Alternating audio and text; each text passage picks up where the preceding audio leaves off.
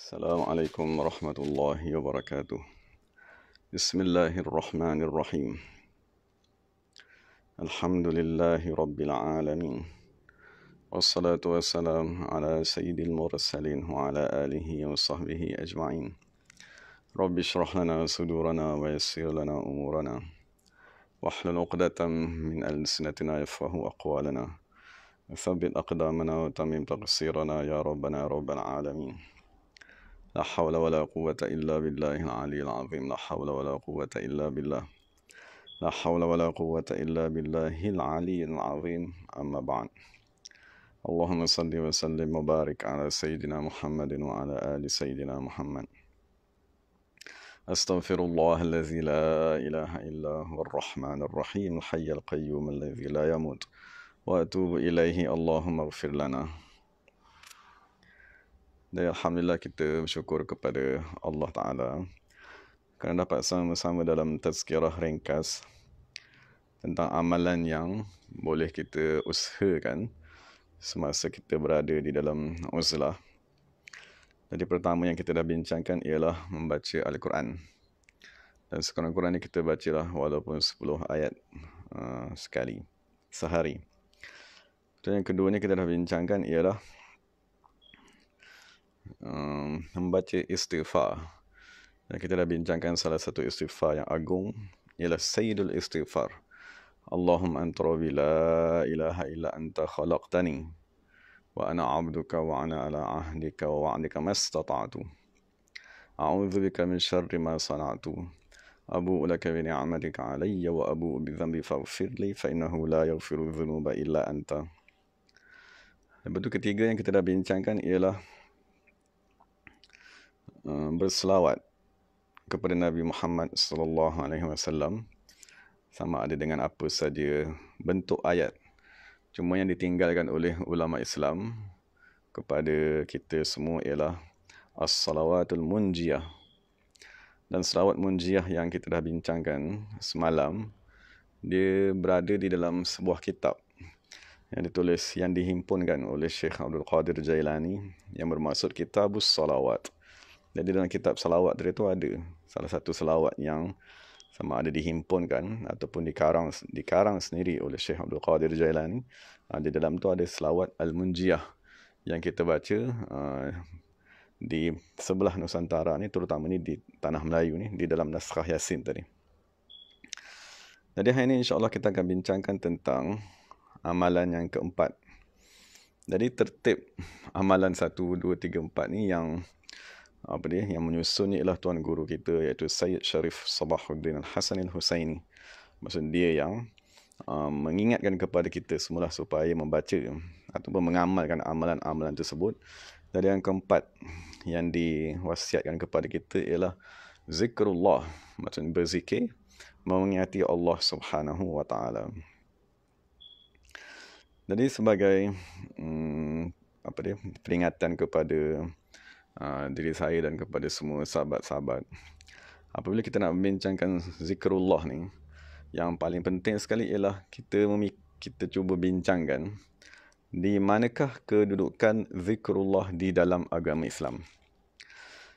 Sebagai contohnya, apabila kita menceritakan tentang solat, maknanya dimaklumi secara umum solat ialah rukun Islam yang kedua.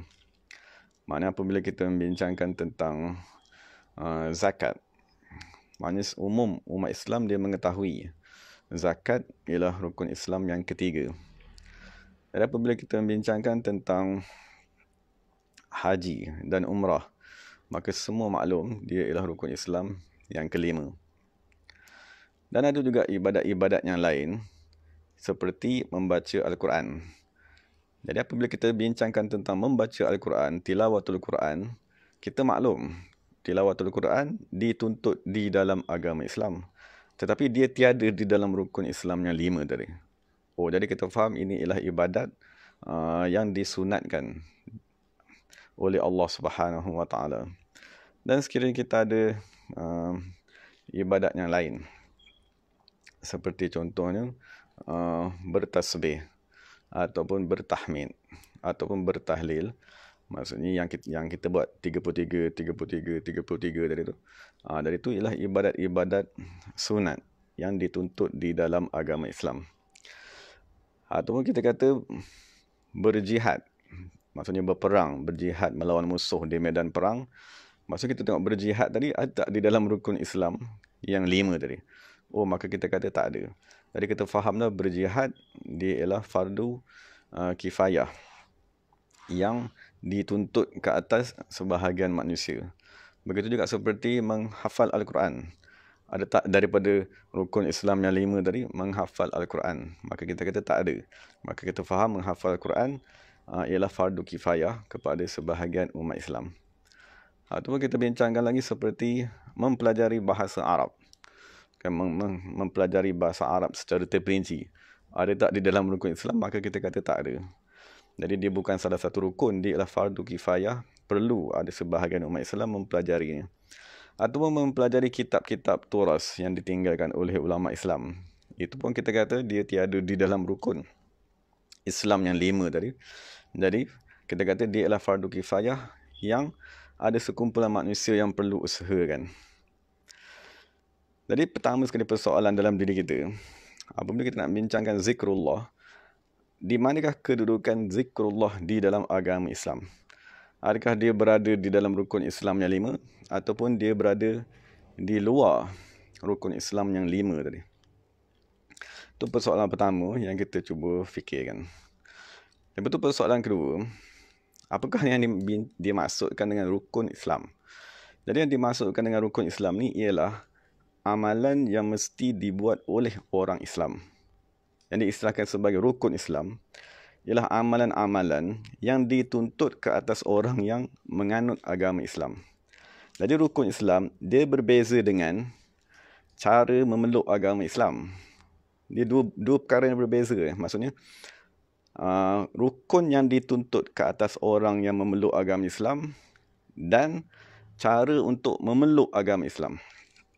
Rukun ke atas diri kita ni ada 5. Kan kita maklum ada 5 rukun yang wajib ke atas diri kita. Tetapi sekiranya orang nak memeluk agama Islam, adakah bila dia nak memeluk agama Islam tadi, kita kena wajibkan kepadanya serta-merta mengucapkan 5 perkara tersebut? Maksudnya kita pun tahu tak, untuk orang tadi memeluk agama Islam, dia cuma perlu berkata, Ashhadu an la ilaha illallah wa ashhadu anna Muhammadar Rasulullah. Habis. Maksud dia tak perlu kata, aku nak kena sembahyang, aku nak kena puasa, aku nak kena zakat, aku nak kena haji. Dia tak perlu sebut pun 2, 3, 4, 5 tadi. Dia cuma perlu mengucapkan bahawa dia tadi mengakui Allah sebagai Tuhan dan menerima Nabi Muhammad sallallahu alaihi wasallam sebagai pesuruh Allah. Jadi semoga kita dapat bezakan mengucap 2 kalimah syahadat untuk memeluk agama Islam. Dia berbeza dengan rukun Islam yang 5. Sebab rukun Islam yang 5 ni, dia bukan tuntutan untuk kita memeluk agama Islam. Rukun Islam yang 5 ni, bila kata dia rukun Islam, dia ialah rangka asas yang mesti ada pada diri kita yang sudah memeluk agama Islam. Adapun orang yang nak memeluk daripada kafir, nak masuk ke dalam agama Islam, dia cuma perlu sebut satu je. Kan? Dia cuma perlu mengaku asyhadu an la ilaha illallah wa asyhadu anna Muhammadar Rasulullah. Jadi itu persoalan kedua ataupun perkara kedua, mukadimah kedua yang kita perlu bezakan. Maksudnya rukun Islam ialah tuntutan ke atas kita. Kita ni yang dah memang Islam ni. Adakah kita dah sempurnakan ataupun belum? Adapun mengucap 2 kalimah syahadat, ini ialah tuntutan kepada orang kafir nak masuk Islam.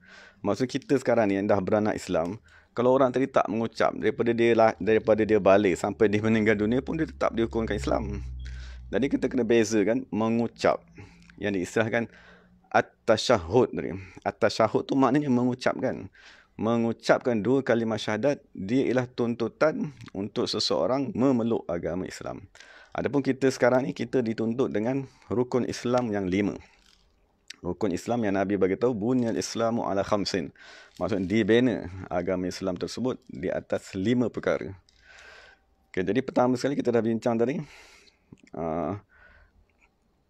bahawa rukun, maksudnya ada perkara di dalam agama Islam yang diistilahkan sebagai rukun.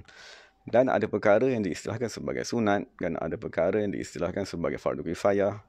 Lepas tu, kedua, kita naklah membezakan antara mengucap dua kalimah syahadat yang diwajibkan ke atas orang untuk memeluk agama Islam, dan perbezaan dengan rukun Islam yang dituntut ke atas diri kita tadi. Kan, rukun Islam tadi, kita yang apabila kita dah memeluk agama Islam, kita dituntut menunaikannya. Adapun mengucap itu untuk orang yang baru nak memeluk agama Islam. Jadi beza antara dua perkara tersebut. Maksudnya kita nak suruh dia masuk Islam, apa yang kita nak suruh dia cakap? Kan, maksudnya apa yang kita nak lambang, bukti dia tadi memeluk agama Islam, maka kita kata, kamu mengucaplah asyhadu an la ilaha illallah wa asyhadu anna Muhammadar Rasulullah. Jadi perkara ketiga yang kita nak bincangkan ialah, adakah rukun Islam yang 5 tadi dinyatakan di dalam Al-Quran ataupun tidak? Maknanya kita maklum, semua orang tahu rukun Islam ni penting lah. Dah namanya rukun Islam. Jadi sekiranya dah namanya rukun Islam, jadi tak sempurna sekiranya hanya rukun Islam tadi dinyatakan dalam hadis-hadis semata-mata. Kerana kita maklum, apabila dah namanya rukun Islam, mestilah rukun Islam tersebut dinyatakan di dalam Al-Quran. Kerana Al-Quran dia ialah asas. Adapun hadis Nabi Muhammad SAW, dia mensyarahkan Al-Quran, ataupun dia menggabungkan isi-isi kandungan Al-Quran menjadi satu kefahaman tertentu. Jadi sebagai contohnya, benda yang kita nak bincang sekarang ni, rukun Islam yang 5 ni, 1, 2, 3, 4, 5, ada tak dinyatakan di dalam Al-Quran? Dan sekiranya dinyatakan di dalam Quran, bagaimanakah cara Allah SWT menyatakan rukun Islam yang 5 ni di dalam Al-Quran? Jadi sekiranya kita jumpa, ni kita nak bincang lah hari ni dalam masa yang singkat ni. Waktu kita nak bincang beberapa ayat Al-Quran yang menyusun rukun Islam tadi. Jadi sekiranya kita boleh merenung kepada ayat-ayat Al-Quran yang membincangkan rukun Islam, maka barulah kita boleh memahami apakah yang dimaksudkan oleh Nabi Muhammad SAW daripada 5 rukun Islam yang Nabi himpunkan tadi. Kan Nabi kata, bunyal Islamu ala khamsin.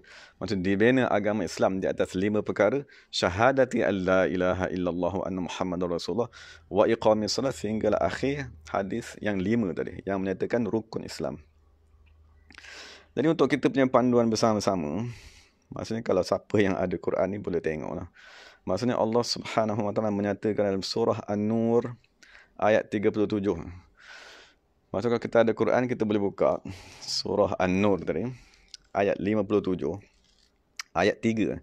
Ayat 37 Allah Subhanahu Wa Taala menyatakan, rijalun la tulhihim tijaratun wala bay'un an zikrillahi wa iqamis salati wa ita'iz zakah. Maksudnya Allah Taala memuji satu kumpulan manusia yang diistilahkan sebagai rijal. Maksudnya manusia-manusia yang sempurna. La tulhihim tijaratun, perniagaan tidak melalaikan mereka. Wala bay'un, dan jual beli juga tidak melalaikan mereka. Okay, jadi maksudnya dia orang tadi sedang bermuamalat, berhubung dengan manusia, perpindahan hak milik seumpamanya. Tetapi aktiviti muamalat mereka tadi tidak melalaikan mereka daripada 3 perkara. Maksudnya Allah Ta'ala sebut ni. Apakah 3 perkara tersebut? Yang pertama sekali, an zikrillah, daripada mengingati Allah Subhanahu Wa Taala. Yang kedua, wa iqamis salat, mendirikan salat. Yang ketiga, wa ita'iz zakat, dan menunaikan zakat. Jadi sekarang ni kita maklum, salat sememangnya lah dalam hadis rukun Islam tadi, dia terletak di tempat yang kedua. Kan semua orang kita menghafal solat ialah rukun yang berada di tempat kedua. Dan zakat, kan sebagaimana dalam hadis yang diriwayatkan oleh Imam Bukhari tu, sememangnya zakat diletakkan di tempat ketiga. Tapi persoalannya, apakah yang Allah Subhanahu Wa Taala nyatakan sebelum semayang? Jadi lafaz yang Allah Taala nyatakan rukun ataupun amalan yang amat penting sebelum daripada semayang dan zakat, ini Al-Quran. Dalam surah Nur tadi, Allah Taala nyatakan zikrillah, mengingati Allah Subhanahu Wa Taala. Jadi difahami daripada situ, zikrullah dia berada dalam rukun sebelum daripada semayang. Semayang kita maklum rukun yang kedua, kan, zakat kita maklum rukun yang ketiga, dan sebelum tu Allah Taala menyatakan ada satu ibadat yang agung yang namanya zikrullah. Itu dalam contoh ayat yang lain, Allah Subhanahu Wa Taala menyatakan dalam surah Al-Maidah Innama yuridu syaitan an yuqi'a bainakumul adawata wal baghdha'a fil khamri wal maisir wa yasuddakum an dzikrillahi wa anis salat. Mana salah satu tugasan syaitan, sama ada syaitan manusia atau syaitan jin, ialah mereka tadi menimbulkan permusuhan dan kebencian. Dan satu lagi kerja syaitan tadi ialah wa yasuddakum, menghalang kamu, an zikrillah, daripada mengingati Allah, wa anis salati, dan daripada semayang. Maksudnya ni ayat kedua yang Allah Subhanahu Wa Taala nyatakan solat di tempat kedua. Dan sememangnya solat tu di tempat kedua, kan, kerana dia ialah rukun Islam yang kedua. Cuma sebelum menyebut solat, Allah Taala menyatakan zikrillahi, mengingati Allah Subhanahu Wa Taala. Jadi dah dua ayat yang kita baca sekarang ni, Allah Taala meletakkan solat di tempat kedua, yang sememangnya solat ialah rukun Islam yang kedua. Dan sebelum solat tadi, Allah Taala menyebut satu ibadat yang diistilahkan sebagai zikrullah, mengingati Allah Subhanahu Wa Taala. Dan dia ada satu ayat yang lain lah, maksudnya ayat yang lebih jelas. Maksudnya ayat yang sememangnya disuruh kita hafal ni, kan, ayat yang imam-imam disunatkan membacanya pada ketika witir dan pada ketika hari Jumaat, ialah daripada surah Al-A'la. Allah Subhanahu Wa Taala menyatakan qad aflaha man tazakka wa dzakara isma rabbih fasalla. Maksudnya ni adalah antara ayat yang paling unik sekali, kan, ayat yang paling agung di dalam Al-Quran, yang maksudnya imam dia akan baca, dan sepatutnya kita orang Islam semua menghafalnya. Cuma kita mohon agar Allah Ta'ala memahamkan kita bahasa Arab tadi, sebab ayat ni di dalam bahasa Arab. Jadi Allah Ta'ala nyatakan dalam surah Al-A'la ni, maksudnya ayat yang ke-14 dan ayat 15 ni, Allah Ta'ala nyatakan macam ni, sesungguhnya aflaha man tazakka, sesungguhnya berjayalah orang yang membersihkan dirinya, membersihkan diri daripada kekufuran, membersihkan diri daripada syirik, membersihkan diri daripada sifat-sifat mazmumah. Kemudian Allah Ta'ala nyatakan wa dzakara, orang tersebut berzikir, fa shalla, lalu dia semayang. Maksudnya ayat ni sama seperti ayat daripada surah Maidah ayat 91, sama dengan ayat surah An-Nur ayat 37. Dia menyatakan bahawa solat sememangnya di tempat yang kedua. Solat dia akan sebut di tempat yang kedua. Dan secara konsisten Allah Ta'ala menyatakan wa dzakara isma rabbih, orang tersebut berzikir, mengingati nama Allah Subhanahu Wa Ta'ala di tempat yang pertama. Cuma apakah faedah beza ayat ni dengan ayat-ayat sebelum ni? Perbezaannya ialah Allah Ta'ala kata wa dzakara isma rabbih fa, maksudnya Allah Ta'ala menggunakan huruf kata sendi, iaitu huruf fa. Shalla, lalu orang tersebut semayang. Jadi kalau kita ada mempelajari bahasa Arab sedikit, kata sendi fa dia merujuk kepada tertib. Sebagai contoh, dia kata dakhala Zaidun fa Amrun. Maksud Zaid masuk ke dalam rumah, fa lalu Amrun masuk ke dalam rumah. Jadi siapa yang masuk dulu? Zaid masuk dulu. Jadi Zaid nombor satu. Fa Amrun, lalu Amr juga masuk. Jadi Amr tadi daripada segi tertib dia duduk di nombor 2. Dia berbeza sekiranya kita gunakan wow. Kalau kita kata dakhala Zaidun wa Amrun, kalau kita kata masuk Zaid dan Amr, maka kata sendi dan dia tak merujuk kepada tertib siapa dulu siapa kemudian. Dia ada semua kemungkinan boleh. Masuk serentak pun boleh, masuk Zaid dulu Amr kemudian pun boleh, masuk Amr dulu Zaid kemudian pun boleh. Jadi tak kisah macam mana sekalipun. Tapi apabila kita gunakan huruf fa, maka keunikan huruf fa di dalam bahasa Arab ialah dia tadi merujuk kepada tertib. Maksudnya tertib antara perkara pertama dan perkara kedua.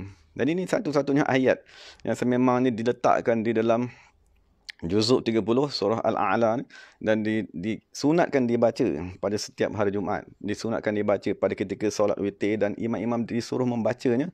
Kerana apa tadi disuruh membaca tadi? Sebab dia ada ayat yang amat agung. Maksudnya ayat yang ke-14 dan ayat yang ke-15 yang Allah Subhanahu Wa Taala menyatakan tertib susunan ibadat di dalam agama Islam. Yang pertama ialah wa dzakara isma rabbih, berzikir mengingati nama Allah Subhanahu Wa Taala. Fa shalla, fa maknanya lalu, tertib dia tu. Shalla, barulah orang tersebut semayang.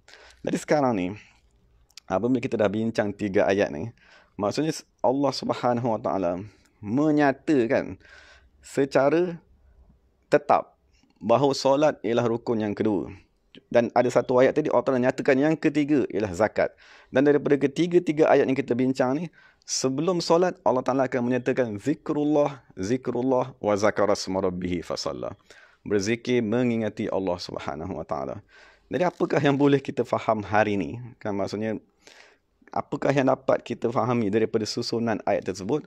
Maka kita fahamlah bahawa zikrullah ialah salah satu daripada rukun di dalam agama Islam. Sebagaimana kita menerima solat sebagai rukun di dalam agama Islam, kalau kita tak sembahyang, kita rasa amat berdosa, amat takut kepada Allah, masuk ke dalam neraka.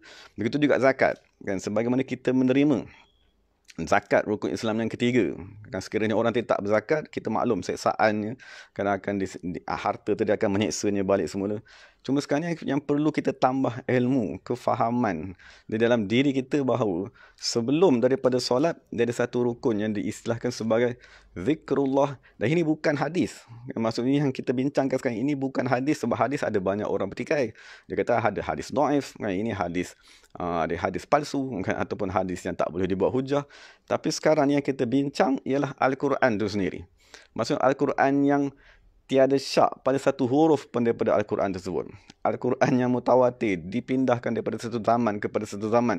Sampai kepada kita hari ini, Al-Quran tersebut menyatakan bahawa sebelum rukun sembahyang, dia ada satu rukun yang diistilahkan sebagai zikrullah, yang diistilahkan sebagai berzikir mengingati Allah Subhanahu Wa Ta'ala. Jadi apabila kita dah boleh memahami beberapa ayat tersebut, maka sekarang kita tahulah di manakah kedudukan zikir di dalam agama Islam. Dia bukan ibadat yang sunat. Kan maksudnya dia bukan ibadat sampingan. Dia bukan ibadat, sekiranya saya ada lapang baru saya nak buat. Dia ialah salah satu rukun di dalam agama Islam yang kita perlu fikirkan sebagaimana kita fikirkan nak semayang tadi. Maksudnya kita kena fikirkan, aku berzikir ke tidak, sebagaimana kita fikirkan aku dah semayang ke belum. Kan kalau kita tadi tak benar memikirkan demikian, maka kita tadi mengabaikan satu rukun yang paling agung di dalam agama Islam.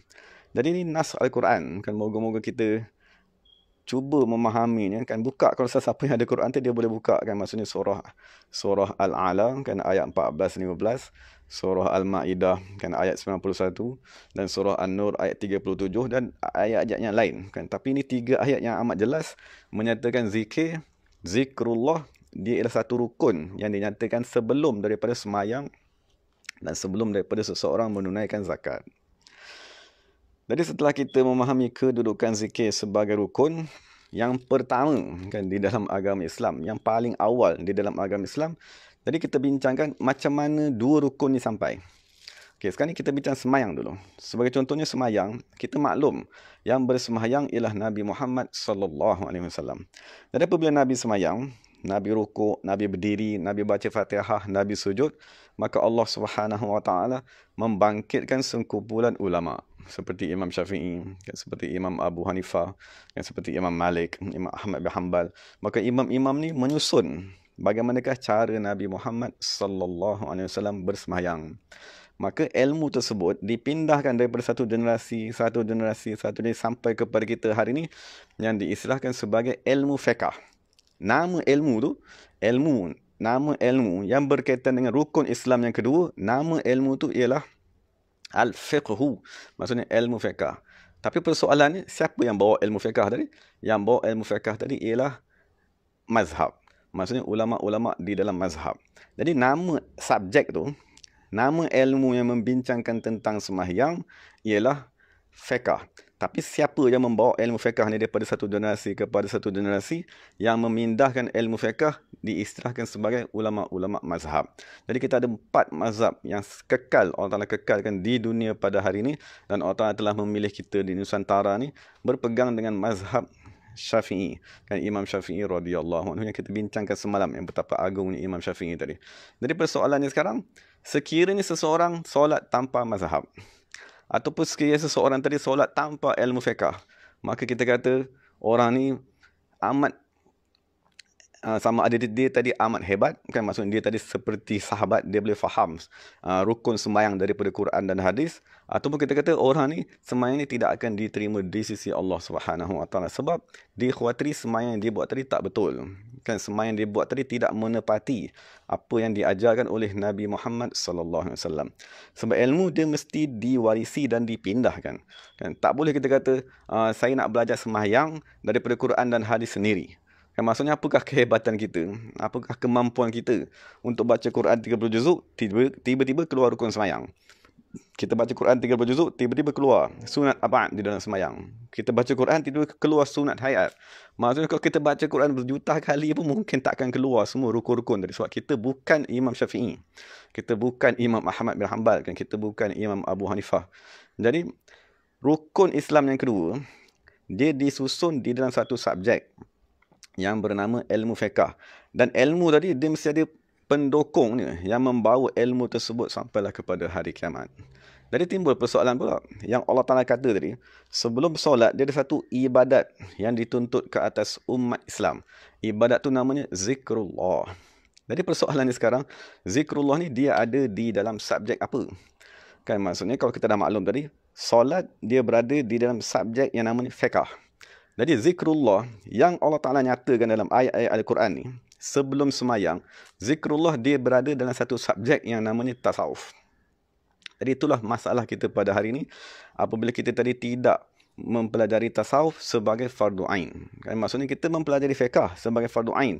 Kalau anak kita tak semayang, kita dah hantar pergi sekolah, kan, sekolah rendah agama, kan, kelas khusus, ataupun kita panggil ustazah, hantar kepada supaya mereka tadi boleh semayang.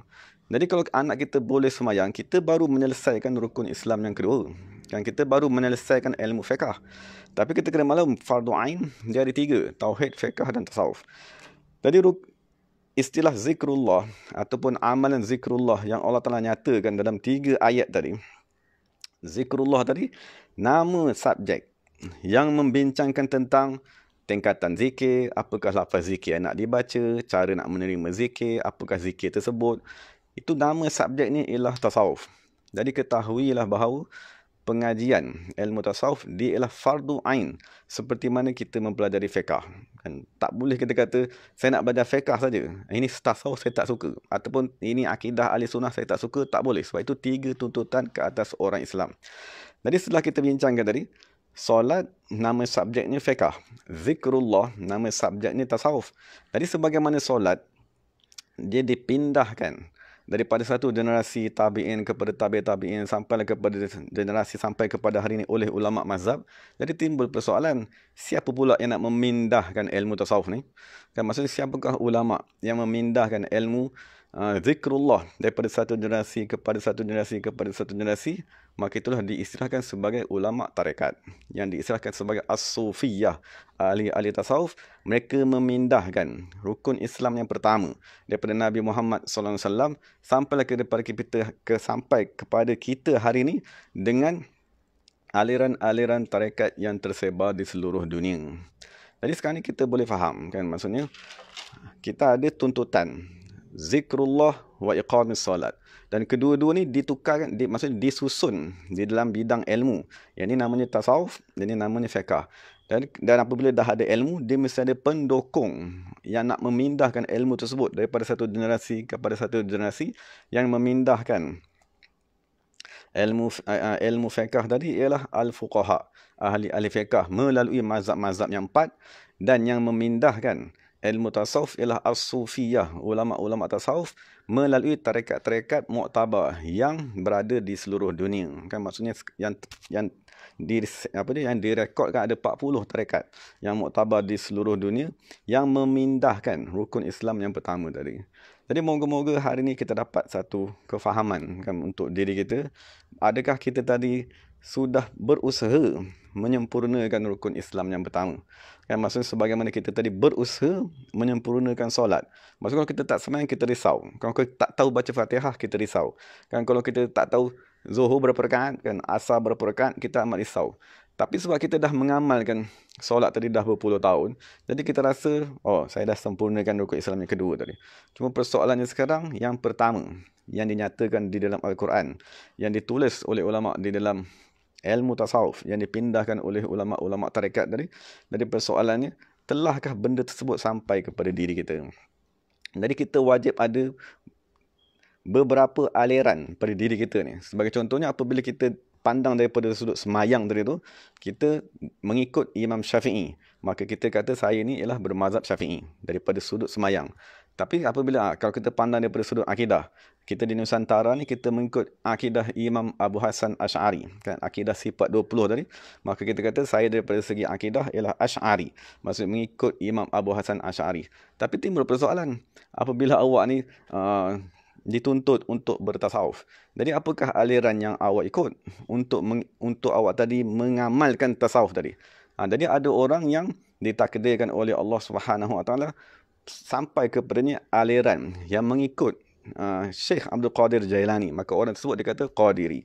Ataupun ada sampai kepada Imam Abu Hasan Asyazili, maka orang tersebut dipanggil Syazili. Ataupun orang itu sampai kepadanya aliran Syekh Bahauddin Naqsyabandi, maka dia tadi diistilahkan sebagai Naqsyabandi. Jadi kita mesti ada 3 sifat tadi. Sebagaimana dari sudut fiqh kita ialah Syafi'i, kan, daripada sudut akidah kita mengikut Imam Abu Hasan Asy'ari.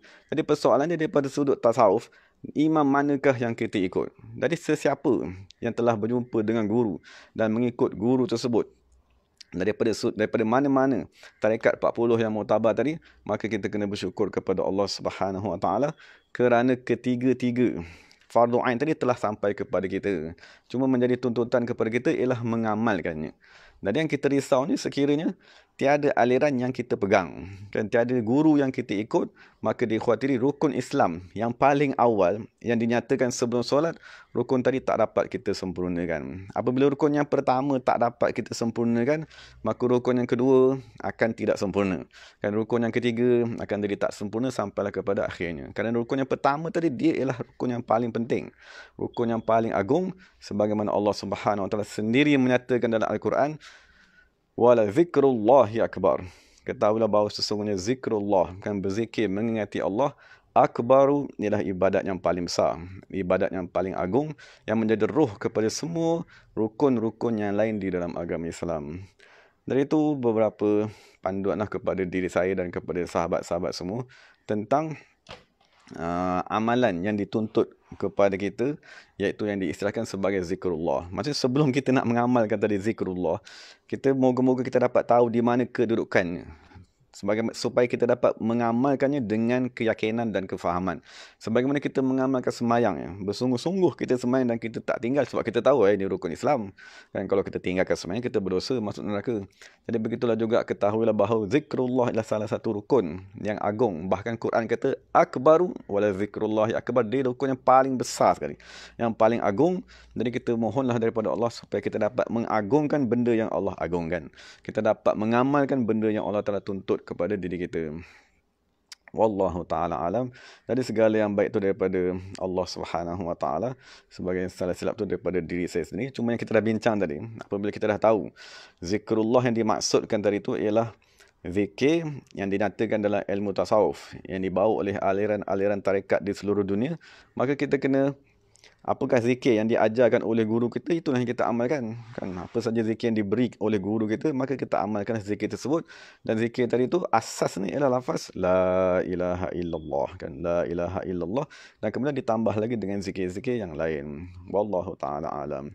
Jadi setakat itu dulu perbincangan kita tentang amalan yang keempat, kan. Maksudnya amalan yang keempat yang diwasiatkan kepada kita, iaitu zikrullah ni, dia memerlukan kepada guru yang khusus yang membimbing kita, mengajarkan kepada kita bagaimanakah cara nak berzikir tersebut. Jadi moga-moga Allah Ta'ala beri hidayah kepada kita dan memudahkan kepada kita untuk mengamalkannya.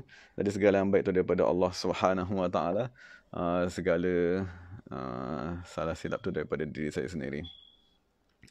Jadi ada sahabat kita, dia tanya soalan sekarang, saya tak nampak ni.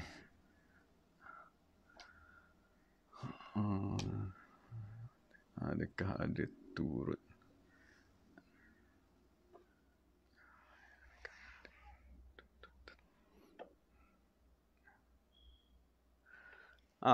Kalau soalannya, adakah kita dituntut mempelajari ni? Sememangnya kita dituntut. Kan, maksudnya kita tak boleh mengamalkan semayang sebelum kita mempelajari semayang. Dan kita tak boleh nak berakidah dengan akidah yang benar selagi kita tak mempelajari sifat 20.